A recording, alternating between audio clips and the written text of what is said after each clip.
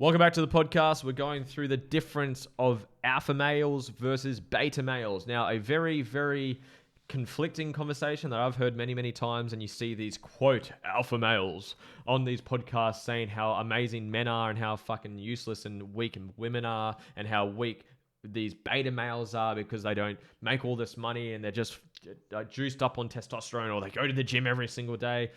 And it's very conflicting. It's very confusing. And I'm going to share with you my perception of what alpha and beta males are and the difference between the two and what you can do to become, quote, an alpha male in a very, step-by-step fashion, okay? How to heal, how to work on your stuff, and how to do the work. So if you haven't already, guys, if you can subscribe to the channel down below, click subscribe, like the video, leave a comment down below. It helps tremendously because it just allows me to bring on epic guests as the channel grows, and I literally just invest straight back into the podcast. So if you guys could like the video, drop a comment and subscribe, that would be tremendous. Let's rock and roll. So first and foremost, I would be recommending you guys to read this book. It is called King, Warrior, Magician, Lover: Rediscovering the Archetypes of the Mature Masculine by Robert Moore and Douglas Gillette, if I said that correctly. So really awesome. I literally finished this book last night. So really, really powerful. So I'm just going to reference that, but I want to reference something before I get into this. I am not a fan of labels because labels, depending how you interpretate them, can become one of the most limiting things about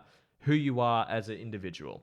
The strongest force in the human psychology is to stay consistent with how we define ourselves. If you define yourself as someone who's not enough, then you will self-sabotage your goals to live in alignment of someone who is not enough. So if you define yourself as a beta male or someone who's less than or someone who is not enough in some way, shape, or form, and that's the identity and the belief you have about yourself, then you will always live congruently with who that is. And it's very, very limiting. It's very restricting for being the best authentic expression of who you are. So I don't like labels, full stop. I got diagnosed with Asperger's and I got, labeled with social awkwardness, social challenges when it comes to social settings. So I couldn't communicate properly, couldn't make friends properly, socially awkward, and learning difficulties. So I got labeled with all these things. And because I believed it before I did my work, I lived to it. And it became the identity that I live by. And it was very self-fulfilling because you make it true. So you literally just give yourself a mental restriction. So I don't like labels as a whole, but it's good to have like traits and self-awareness of what things you can work on. And then people like categorize that as an alpha male or a beta male. So that's just my 2 cents on that. So with that being said, let's get back to the book. So the book is King, Warrior, Magician, Lover. As I mentioned, you can screenshot that if you'd like to. It's a fantastic book. I've really gotten a lot out of it. Now, if you want to screenshot something, guys, if you're watching the video, I would encourage you to screenshot this page. So I'll let it focus on it. So hopefully the camera picks it up correctly. So screenshot this bad boy if you'd like to. Beautiful. Hopefully you screenshotted that. So anyways, it gets a little bit confusing. So I'll take my time to walk my way through that. So there's 4 archetypes that every single man possesses within them. There's the king, the warrior, the magician, and the lover. So just to give you my interpretation. So if you guys haven't noticed, a lot of my content that I do is that I just teach the things that I learn, so I learn it better. So to teach you what I've gotten out of this book. So the king, and I'll go into this now. So with the king, with every single archetype, there is a light version and a shadow version.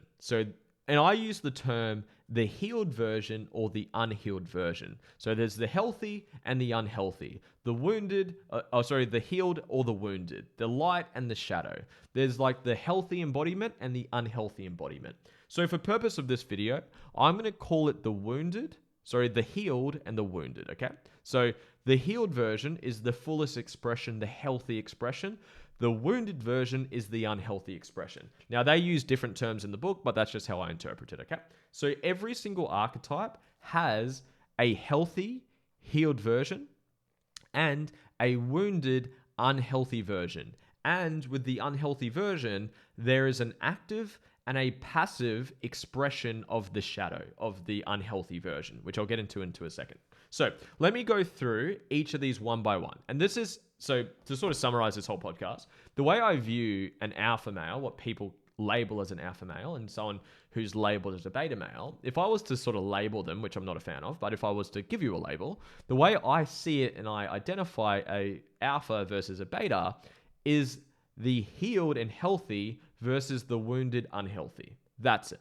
And they show up with these 4 archetypes, which we all have. And just so you know, for all of these alpha males watching this video, every single male, every single man demonstrates every single one of these traits and every single one of the shadows as well. So yes, you can be more of a healthy king, but you will demonstrate the tyrant. You will demonstrate the manipulator as well, because those are the shadow ones. We all express all traits, and this is some people don't really like to swallow this pill of accountability. It's like people say, I love doing this in live events because it's a funny example, but I say, who here sees themselves as an honest person? Majority of people put their hand up. About 80-90% of the people put their hand up. And I say, great. Put your hand back down. I say, put your hand up if you've lied before. And everyone puts their hand straight back in the air. And if you think you've never lied before, you're a fucking liar. Everyone's lied. Everyone's lied, even if it's a white lie. Everyone lies. And why am I saying this? We all express all traits. So yes, you will express more traits more often, and that might become kind of the archetype that you become. But I'm just explaining that if you think that you're just this purely embodied, healthy, perfect fucking alpha masculine, then you're full of shit. Every single person demonstrates all traits. Now, if you demonstrate more of the healthy traits, then that might say you're more of an alpha. But I just want to sort of get that out there, okay? You are not perfect. Well, I actually see someone embracing their imperfections and their insecurities and their strengths collectively as perfection. So that's how I view perfection. So let's get back into it. So let's go through king. So it starts with king. So the way I interpret the king, the healthy king, and I'll actually go through and I'll read out the actual archetypes that they read in this book, which is that diagram I showed you before. So the healthy king in his fullness. So the healthy embodied king is a king gives people direction. It gives people structure. It gives people a sense of power in a healthy way, and he guides people to step into their fullness. The mentor, the guide, the man that gives, I guess, the initiation from boyhood into manhood. So that's the way that I view the king from this book, and it actually aligns with the way that I view the king anyways. Now, the unhealthy king, the shadow king, remember, there's the active and the passive pole on both shadows. So every shadow has an active and a passive expression. So the active expression of the unhealthy king is the tyrant. And that's what most people think of as your dictator, your tyrannical controller, manipulator, abuser, suppressor, repressor. That's what most people view as kind of your unhealthy dictators. And I agree with that. The other, the passive pole of the Shadow King is the weakling. Someone who just has no balls, for a better word. Someone who doesn't have courage, someone that doesn't follow through, someone who's just, I guess, shies away from challenge. That's the weakling of the king. So that's the king. So the king, the healthy king, gives direction, gives peace, gives order, gives growth, gives love, gives structure. That's the healthy king. The unhealthy king, again, is the tyrant and the weakling. The second one is the warrior.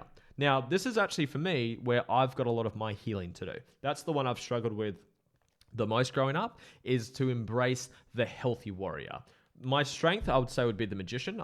Magicians are very good with their words. They're very good with their emotions. They're really good with their feelings. So that's what I'd say my strength is. My weakness is probably the warrior. So the warrior, in his fullness, the warrior is disciplined. The warrior is focused. The warrior is meticulous. The warrior is structured and is very clear on his goals. He trains very well. He looks after himself rigorously.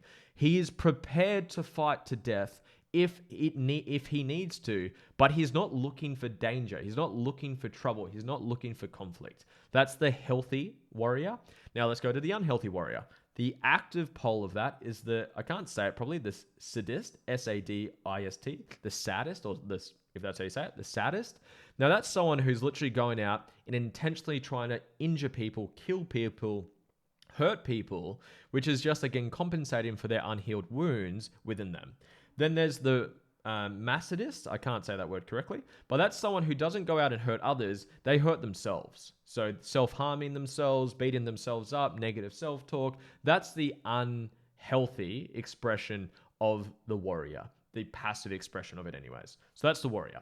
Let's go through the magician. Now, again, this is the one I align most with, I guess, with my strongest archetype that I have as the healthy masculine. So the magician in his fullness, the healthy magician, is someone think of your magicians as your sages, or your sort of like your what I'm thinking of, people who like guide people through meditations, people who guide people through healings, people who guide people through plant medicine ceremonies, your sages and your healers. That's kind of your magicians, and that's who I very much align with. So someone who's really in touch with their feelings, someone who's very intuitively guiding people through their own self-healing journey. That's your embodied magician. You're unhealthy. The wounded magician, the active pole of that is the detached manipulator. So it's like you're manipulating people to hurt them, and you've got malicious intention behind your actions. That's the active pole of that.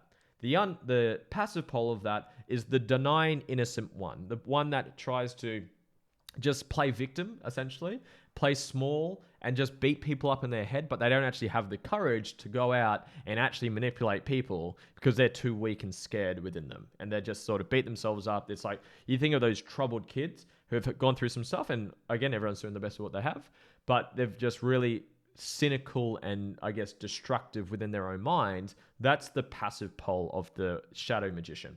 Now, the last one is the lover. So the lover in his fullness. My interpretation, because I literally read this chapter last night, the lover in his fullness is someone who loves life. He's very flowy. Think of more of the sort of the feminine expression. It's very flowy. He loves life. He enjoys the flavors of food. He enjoys the present moment. He enjoys the pleasures with like sex, hence obviously the word lover. He enjoys the embodiment that life has to offer. He enjoys the fruits and the beautiful expression, enjoys that life has to give him. That's the embodied healthy lover. The unhealthy, wounded, active expression of the shadow for the lover is the addicted lover. This is the person who's addicted to sex, addicted to stimulus, addicted to drinking, addicted to pleasures, and there's no self-control when it comes to enjoying the fruits of life, and become addicted to sex, to drugs, to drinking, to partying, to stimulus, to whatever it may be. That's the addicted lover.